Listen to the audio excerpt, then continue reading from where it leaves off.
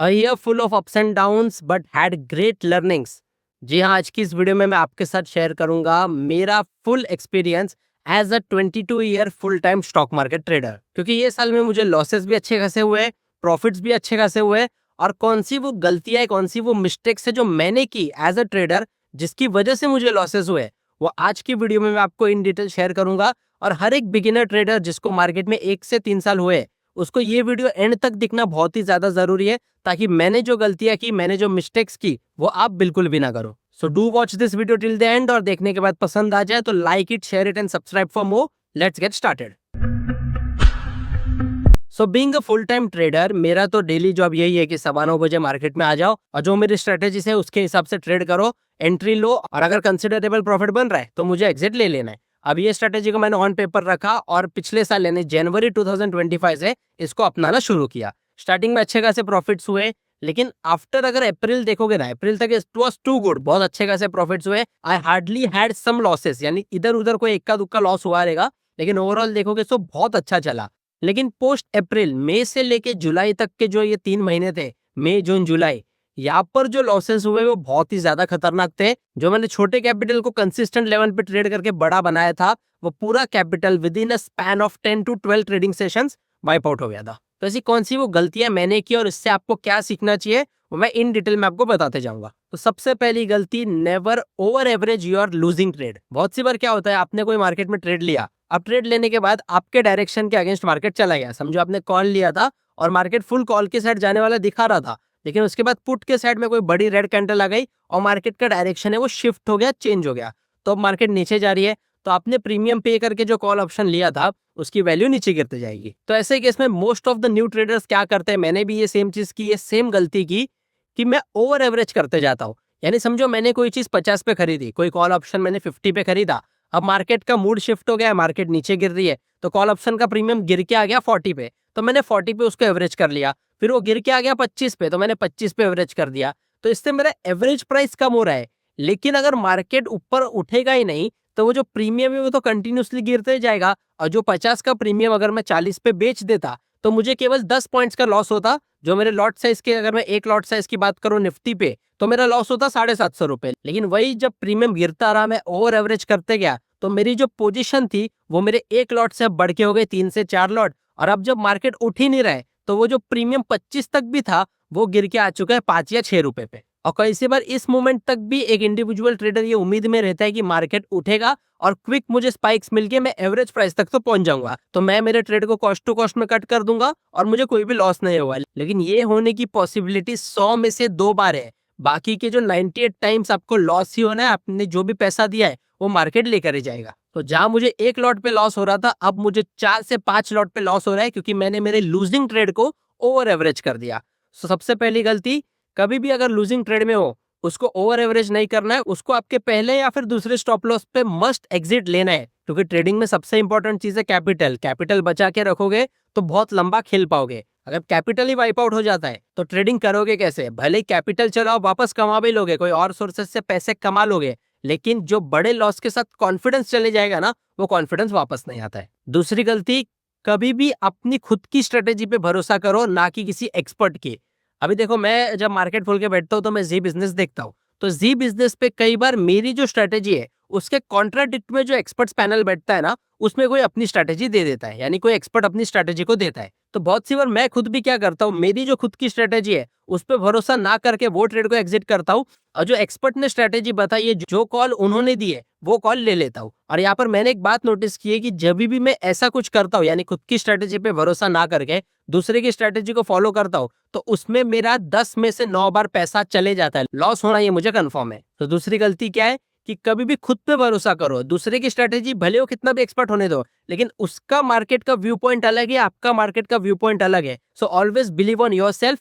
खुद की स्ट्रेटेजी पे फोकस करो, भले उसमें लॉस होने दो चलेगा, लेकिन खुद की स्ट्रेटेजी पे अगर भरोसा करके चलोगे, सो विद टाइम गलतियों से सीखने का जो मौका है वो मिलते जाएगा और विद टाइम इंप्रूव भी हो जाओगे। तीसरी गलती ये साल मैंने ये की है कि अगर टारगेटेड प्रॉफिट मिल रहा है, समझो मैंने मार्केट में, समझो मैंने कोई कॉल ऑप्शन ली विद एक्सपेक्टेशन कि अगर ये 10% ऊपर जाएगी तो मैं इसको बेच दूंगा, तो जब वो 10% ऊपर जाती है तो उसको बेचो, भले मार्केट कितना भी ऊपर जाने दो, आपका जो टारगेट है उस पर टिके रहो। क्योंकि मैंने रिसेंटली एक शॉर्ट वीडियो बनाई थी कि consistency and discipline is the most important thing.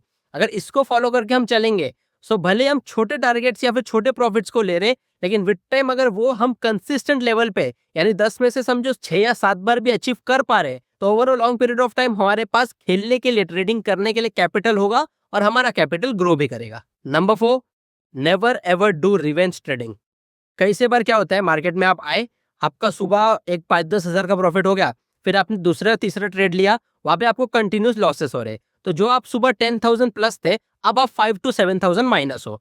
तो ऐसे केस में मैं भी क्या करता हूँ, बहुत टाइम रिवेंज ट्रेडिंग करने जाता हूँ कि सुबह यार मैं 10,000 प्रॉफिट में था, अभी मैं 7,000 लॉस में हूँ, तो मैं कॉस्ट टू कॉस्ट आ जाता हूँ या तो ये 10,000 के प्रॉफिट तक वापस पहुंच जाता हूँ। तो ऐसे ही केस में हम गलत ट्रेड में फंसते और फिर जो हम 7,000 लॉस में थे, वो एट द डे एंड पे हो जाता है 40 से 50,000 का लॉस। और 3.5 के बाद जो रिग्रेट होता है, जो आप सोचते हो कि यार 7,000 लॉस में काट लेना चाहिए था, एटलीस्ट बाकी के पैसे तो बच जाते, वो जो रिग्रेट है वो बहुत ज्यादा हॉन्ट करता है बाद में, which again makes your confidence and your capital very low. 5वीं गलती, make a trading plan and stick to it.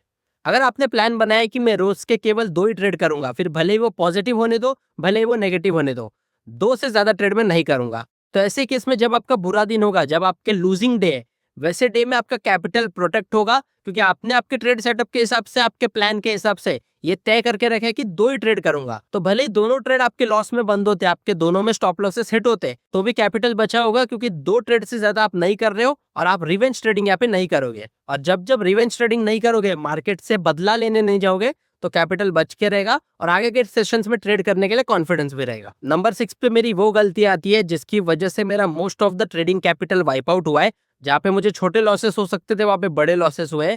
और वो गलती ये है कि अगर ट्रेड सेटअप अच्छा दिख रहा है तो ट्रेड डिसिप्लिन मत तोड़ो। यानी मेरी कैपेसिटी अगर 5 लॉट की है, मैं निफ्टी बैंक निफ्टी में ट्रेड करता हूँ, सेंसेक्स में कभी कभी ट्रेड करता हूँ, तो वैसे टाइम पर अगर मुझे बहुत अच्छा सेटअप दिख रहा है कि यहाँ से मार्केट 150 पॉइंट का मूव दे सकता है, या तो ऊपर या नीचे 150 पॉइंट का मूव दे सकता है, ऐसे केस में जहां मैं 5 लॉट में ट्रेड करता था, अब मैं 10 या फिर 15 लॉट्स में ट्रेड करता हूँ।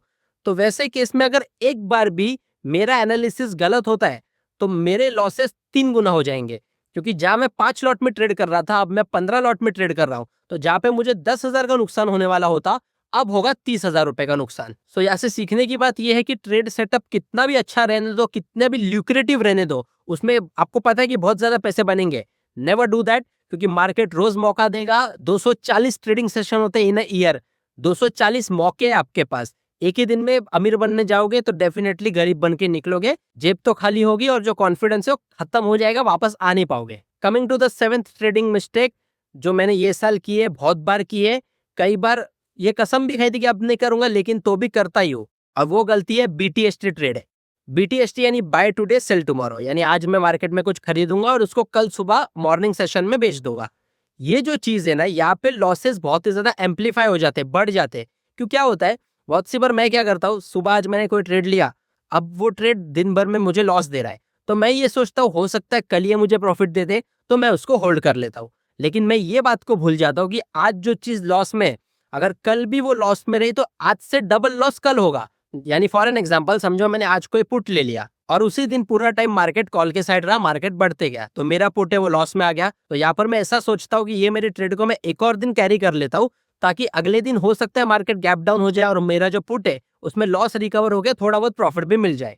ये जो सोच है, इसी सोच ने, इस थिंकिंग ने मुझे 10 में से 8 बार लॉस ही दिया है। बहुत रेयर ऐसा हुआ है कि मार्केट मेरे फेवर में खुला, यानी मैंने पुट लिया तो मार्केट गैप डाउन खुल गया और मुझे अच्छे खासे प्रॉफिट हो गए। ऐसा मैं बोल नहीं रहा हूँ कि BTST ट्रेडिंग खराब है। देखो, BTST ट्रेड में बड़े से बड़े प्रॉफिट भी होते हैं, यानी मेरी लाइफ का जो बेस्ट प्रॉफिट है ऑफ अ सिंगल ट्रेड, वो मुझे BTST में ही हुआ है। लेकिन वो कितनी बार हुआ, सिर्फ एक बार।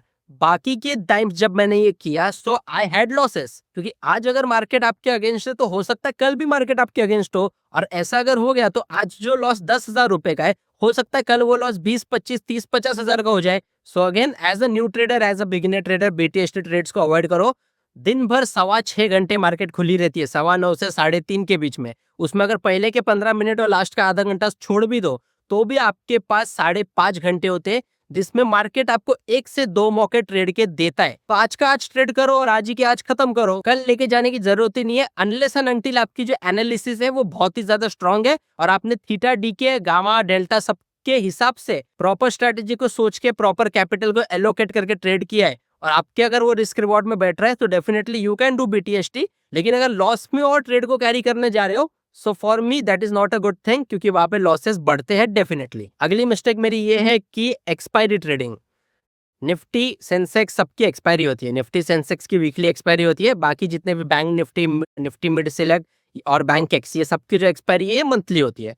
तो मैं तो मेनली निफ्टी में ट्रेड करता हूँ। तो वीकली एक्सपायरी यानी निफ्टी का वीकली एक्सपायरी होता है ट्यूसडे को, सेंसेक्स का वीकली एक्सपायरी होता है थर्सडे को।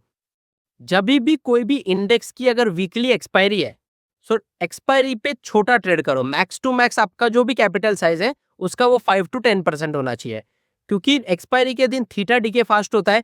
तो अगर मार्केट में मूवमेंट नहीं आई, मार्केट आपके साइड नहीं गया, अगर मार्केट वही 25 से 50 पॉइंट में घूमता रहा, तो आपका प्रीमियम डीके होते जाएगा और वो फास्ट डीके होता है, क्योंकि एक्सपायरी पास है। एक दिन में अगर आपका कॉन्ट्रैक्ट एक्सपायर होने वाला है तो सुबह से जो प्रीमियम डीके है वो बहुत ही ज्यादा फास्ट होगा।